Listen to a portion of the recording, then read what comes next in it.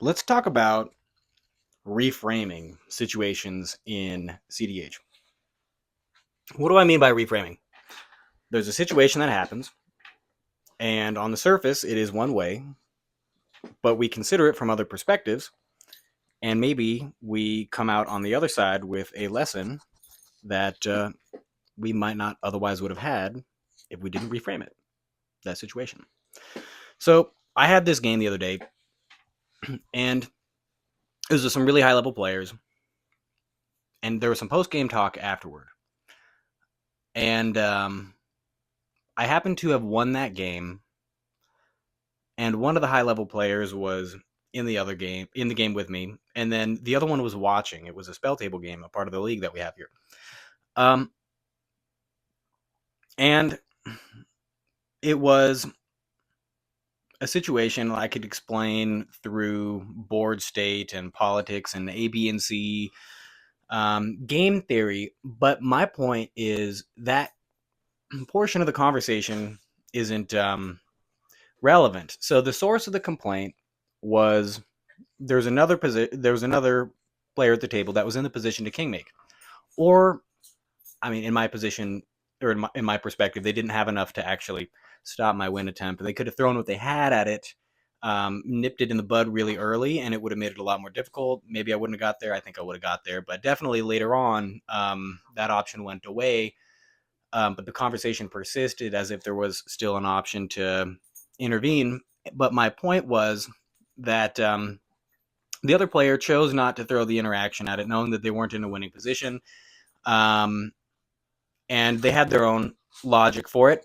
And the other high level player was upset with that. And in the post game talk, spoke about that with the spectator player, who I respect. I respect both these guys a lot, but the spectator player respect his opinion very much so. And we're looking for another player, and so I leave our Discord open. And I walk away, and I come back, and he's still this other high level player going over like the game theory portion of this with the other spectator person that I respect. And I came in a little bit more heated than I should have. I popped into the conversation, and I kind of like went off a little bit, and I shouldn't have. That's not a good thing to do. I can communicate better than that. I can talk slow like I am right now. But what I was trying to communicate was that they need to reframe the situation. From their perspective, there was another player that made a mistake, a political mistake, and that resulted in him losing. I could reframe that same interaction from my perspective and say, there was another player at the table that made a mistake that resulted in me winning. And that's obviously a positive. So, from the other perspective that's not me, you could take the same situation, and rather than taking the first verbalization, that player made a mistake and I lost, you could say, hey, that player made a mistake that caused that other person to win. How do I become that guy next time? How do I get on the other side of that? And I was trying to get that idea across. But before I could do so effectively, I spilled into why I believed that, all in one jarble. Why I believe that is possible, and I kind of went into the game theory of that, was the general composition of decks at the table. It was 3 turbo decks, 2.5 turbo decks, really. It was me, who has no interaction, the other person who runs a very resilient non-blue deck that's a high-level player that we're talking about, another low interaction deck, and then one person running a meta deck who is the one making that decision at the end about whether or not they throw the interaction that was that people were salty about. So the position of that player who happens to be running the meta deck is pretty poor because they can stop one person, but they can't stop everybody. And their deck typically goes off after everybody else's because it's built with counterspells and other pieces of interaction that aren't in those 3 turbo decks. If you're competing against 3 fast turbo decks, your meta deck isn't going to pop off first very consistently. And even if you stop that one, you set yourself behind and are going to lose it to the next one. The game theory of it doesn't work out very well when you got 3 turbo decks and you're the non-turbo deck. It just doesn't work out that way. Just like if you have 3 mid-range decks and you're the one turbo deck, it doesn't really work out very well for you either. Excuse me.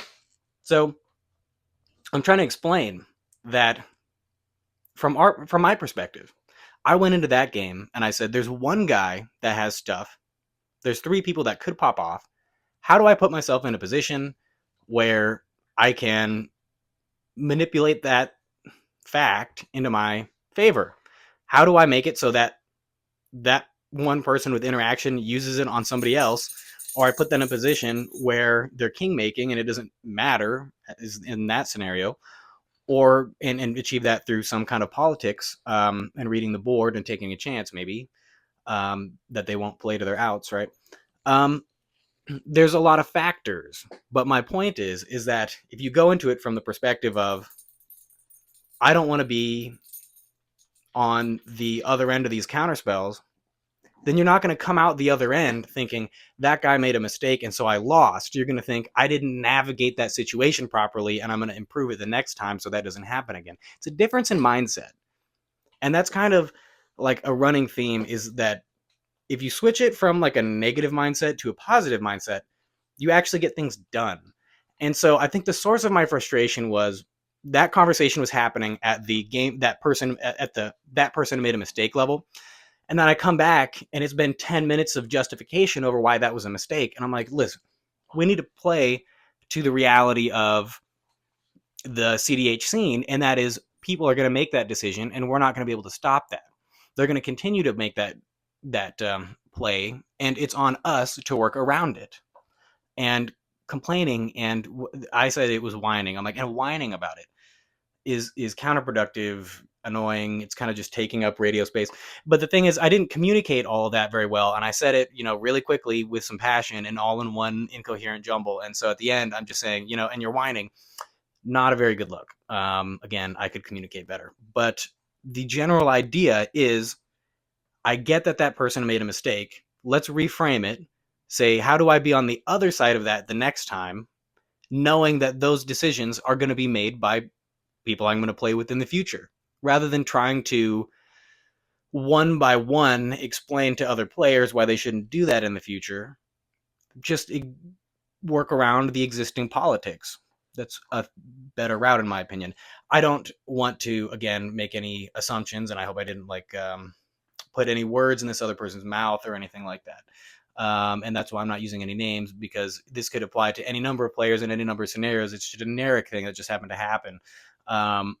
This isn't, again, personal or picking on anybody. So again, my general sentiment, though, and why I just felt like I had to say something, was that mind frame switch from negative to positive is not natural for me, but I know that it can be done because I did it. People who have that negative mindset and that complainy, oh my goodness, I'm losing because this person doesn't run any interaction, and I'm the table police by default, and I'm never going to win because this person just is a win after deck. That's what I used to call it. I called them parasite decks and win after decks, and that's just and that's the loser mentality, where it's just I'm watching this other person's win percentage go up and up and up while I'm using my interaction on whoever pops off first, while my game plan never develops because I try and pop off and that person stops me. And then the win after parasite deck that didn't have to use any interaction and force the other people to do it has a deck full of spells that supports their own game plan and is easily able to get that, secure that win. And so it's just I watched that happen enough times where I'm I'm going to do it myself. I'm going to be on the other side of that equation. I'm going to reframe this as an opportunity for me to adjust my game plan and get my win percentage up. So the entire game plan shifted, the entire list shifted, the entire way I viewed the meta shifted. And that's kind of what you have to do, is identify the losing positions, put the other players in that, and then be on the winning side of it. And so that's why I hopped in. And I made this point too. And this was back to back to back points. And, and why I, again, couldn't communicate it very effectively. It's actually a great, I told them, we agree with you. That was a mistake. That person made a mistake. They should have played to their outs. You could have gotten your thing. They had a 1% chance they could have done this. Maybe I wouldn't have got there. They should have cut me off early. All that stuff. I agree, most of the time I wouldn't have made that decision. But again, the fact of the matter is that people are going to make that decision, and we have to play around that reality. Um, that just is what it is. And that it, and the final point, again, this is what I was trying to get to, is it's actually a good thing for us that people do that, because like we're over here complaining that other people are making mistakes, and it's like it's good that they're making those mistakes, and I need them to continue to do that.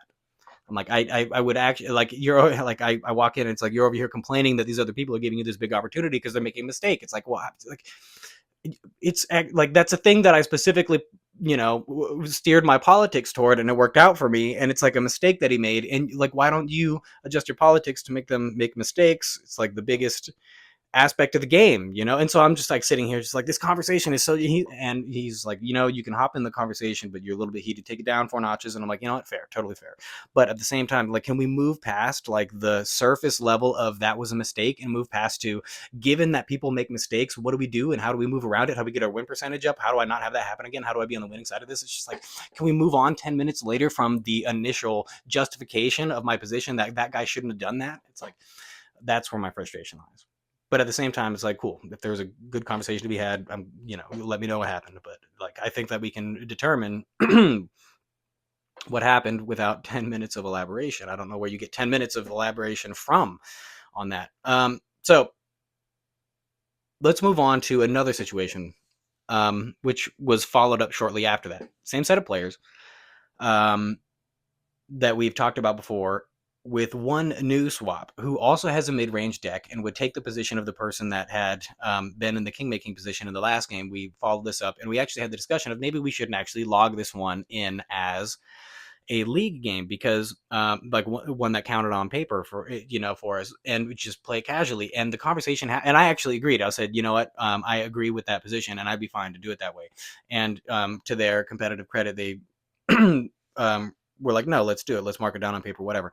And that game ended in a draw because it just kind of turned into like the like a standoff. And I was just like, we want to draw this game. And everybody's like, yeah, let's get us out of this dookie game and, move on. So, and we didn't end up playing another one after that. But the reason why that happened was, again, that same thing that I described before, where situationally that person was at a huge disadvantage playing a meta deck because he's playing against a turbo deck that I described before, a turbo deck that is right here, a non-stack interactive stacks list with rule of law effects Kenrith variant with layered combo pieces and hate bears. So like, a person can present a win, but if they do, you're not typically going to get help from that deck either. So you're still kind of in that stack um, um, hegemony position. That's a really great position to be in, and also kind of a losing spot to be in.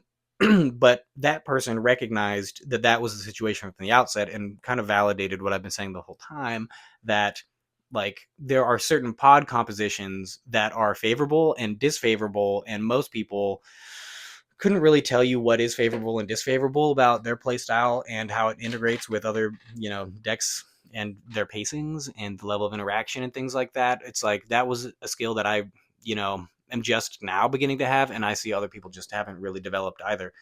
And it's a huge tool for pregame politics if you point out, like, beforehand, like, hey, you're in a neutral position, but this guy's actually really good. So maybe, and I'm actually pretty weak right now given this board state, which is, given this pregame board state, which is, I think, what that player was doing, saying, hey, like, I'm in a weak pregame board state. Can you please not like throw unnecessary interaction my way, like, knowing that? And it's like, that's a very fair and valid pregame politic. And that is the beauty of politics, is that you should just point out when it's advantageous things that are true and in your best interests for the table to know, and then stay silent when things pop up that is in your best interests for the rest of the table to not notice. It's not being deceitful. It's just making sure that not an opportunity goes by where this person is in a position where it's a winning scenario for them to do a particular thing, and it's also a winning thing for you, and they're not noticing it. Like, good politics is basically being so aware of the board state and the capabilities that you can communicate that to that person in the moment when they're not noticing it, and get them to do that stuff that's both in your interest and their interest. And then in those moments when they're considering it and it's not in your best interest and might be in their best interest, you then break out your manipulation and deceit and this or that, and over representation of their threatening board state, under representation of your threatening level, and try and get them to direct that in such a way that maybe you get rid of piece B instead of targeted, originally, thought of targeting piece A. I needed you to get rid of this stacks piece instead of that stacks piece because I think it's better for you in the scenario, because this guy could actually use that first stacks piece as a combo piece as well if they draw it, at the very 1% chance. It's like things like that. It all comes from like deck knowledge and then timing and knowing when you can push in there respectfully and point out things that are valid on the board state. But again, it's the timing of that and making sure that those things don't go unnoticed by other players, but also just the timing of like not falling into a habit of pointing out every single thing, so that the things that should go unnoticed are being said by you. You just say too much. I think by default you should probably say less. I think people give away so much because they want to prove that they could have done better. They'll be like, oh man, I just whiffed it. And you're like, okay, you're swinging next turn. I'm hugely guilty of that, where I'll notice a misplay and I'll go, oh, and then they'll be like, okay, well, what did that just indicate? That he's got the gas, So it's like, that's a common mistake that I could see us not doing anymore. All right, I think that's enough. I think we're going to wrap things up there. I just kind of wanted to get that story out because I think there's a couple of lessons in it. Again, things that happen, mistakes, turn into lessons. Again, I shouldn't have came in so hot. I can communicate better. I took that lesson, and now we're hopefully doing that here a little bit more articulately. But yeah, improving next time. Won't do that again. All right, Elisha Royal, me, cEDH Unhinged. Viewers, you subscribe. I don't say that very often, but if you're watching my videos, you should, because I'm trying not to put them out as often. I got this feedback that, hey, I subscribed, and then you blew up my feed with like 35 YouTube shorts in 2 days. I'm not going to do that anymore. I'll put out some YouTube shorts, but I'll put out one of these videos as I have the ideas, which is, once, twice, maybe 3 times a week if my mind is really going. So subscribe is my point, because we'll have more things coming out. Okay. Oh, Nick, my dude, he's calling. Let me answer that and get right back to you. Nick, I'm literally recording the outro of the cEDH Unhinged episode right now, so you're going to be featured in it, me answering this call, and boop, video's off.